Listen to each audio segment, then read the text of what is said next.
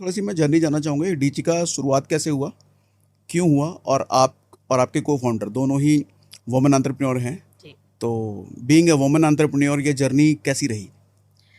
So being a women entrepreneur, जैसे आपने बोला, यही एक बहुत स्ट्रॉन्ग सेंटेंस कह सकते हो आप, है क्योंकि एक वुमेन के लिए आप को सब कुछ करना पड़ता है। आपको सोशली प्रेजेंट होना पड़ता है, फैमिली के लिए प्रेजेंट होना पड़ता है, बिजनेस में क्योंकि इतना डिमांडिंग है उसके लिए प्रेजेंट होना पड़ता है। तो आपको सब कुछ करना पड़ता है। एंड एज वुमेन हम लोगों ने अपना, मैं 23 इयर्स की थी जब मैंने पहले एंटरप्रेन्योरशिप स्टार्ट करी थी। मेरी cofounder was in her 30s as well. तो हम लोगों ने ऐसे स्टार्ट किया। वी उनकी डॉटर हुई थी, तो हम पहले किड्स वेंचर में थे। तो हमने किड्स वेंचर में कुछ 4-5 साल अपने काम किया। एंड वी रियलाइज कि जो हम कर रहे थे किड्स वेंचर में, वो एक बहुत ही स्केलेबल कंपनी नहीं, ब्रांड नहीं बना पाएंगे। वो उसके अंदर जो भी प्रोडक्ट था वो कमोडिटी बिजनेस की तरह हम चला ठीक है। रहे थे। सेकेंडली उसके बाद हमें रियलाइज़ हुआ कि जो भी हम कर रहे थे ना, वो एक प्रॉब्लम सॉल्व नहीं कर रहा था किसी भी उसी पर्टिकुलर इंडस्ट्री का। तो 2018 में हमें रियलाइज़ हुआ कि नहीं, ये जो हम कर रहे हैं इसका हमें कुछ और एक बिगर मोटिव, बिगर विजन ढूंढना चाहिए। तब हमने इसमें और ध्यान दिया और रिसर्च करी और रियलाइज़ किया कि उसी किड्स कैटेगरी के अंदर हमारे पास एक सेगमेंट है जो है 8 इयर्स से लेकर 18 इयर्स तक, वो जो किड्स कैटेगरी के अंदर आता है। पर वो बिल्कुल भी कोई भी ब्रांड या कोई भी इंडस्ट्री उसको केटर नहीं कर रही, टैप नहीं कर रही, उस पर ध्यान नहीं दे रही है। जब हमने उसके अंदर डीप डिग करा और रिसर्च करी, हमें पता चला, क्योंकि हम ऑलरेडी डिजिटल इंडस्ट्री के अंदर थे और हमें रिटर्न्स के बारे में, बिजनेस के ऑपरेशंस के बारे में समझ थी। तो हमने रियलाइज़ किया कि इस कैटेगरी में अगर हमें घुसना है तो हमें एक ऐसा प्रोडक्ट लाइन ढूंढना चाहिए जो ऑपरेशनल फ्रेंडली हो, बिजनेस के लिए प्रॉफिटेबल होना चाहिए।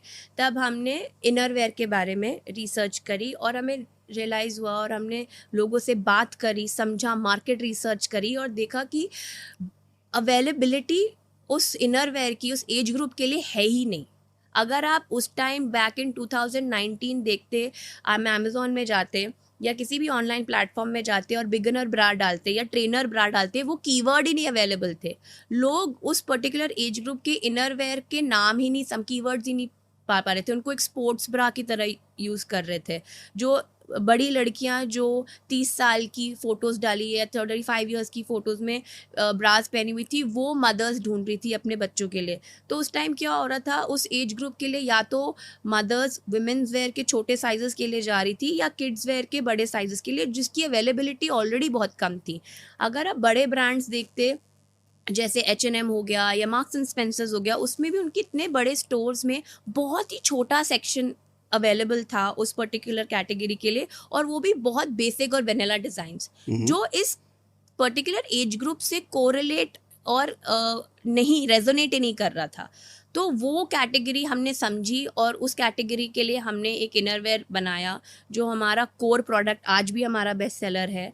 और उसकी हमारी इनरवेयर कैटेगरीज है जिसमें हमारे ब्रास, पैंटीज़ है। हम बहुत ही स्ट्रॉन्गली सस्टेनेबल पीरियड केयर पे वर्क करते हैं।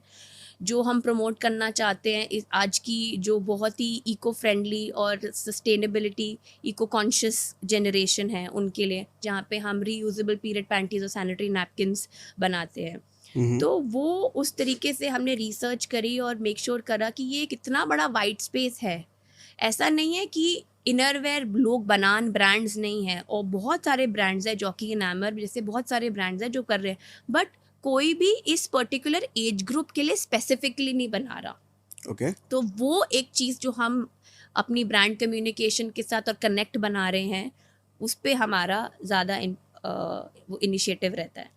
तो क्या इसी एज ग्रुप के लिए आप प्रोडक्ट बना रहे हो? जी। सो इससे हमारा ऊपर नहीं, इससे नीचे नहीं? नहीं, हमारा रहता है 10 ईयर्स से लेकर अंडर 25 तक, जिसमें हमारा टीन गर्ल्स आता है और यंग वुमेन आता है। तो हमारा जैसे हम दोनों सेक्शंस में बेचते हैं, हम किड्स सेक्शन में भी बेचते हैं और हम विमेन सेक्शन में बेचते हैं, जहाँ पे हमारा 8 to 17 ईयर्स हमारा टीन गर्ल्स में आता है और 18 to अंडर 25 हमारा यंग वुमेन कैटेगरी के अंदर आता है।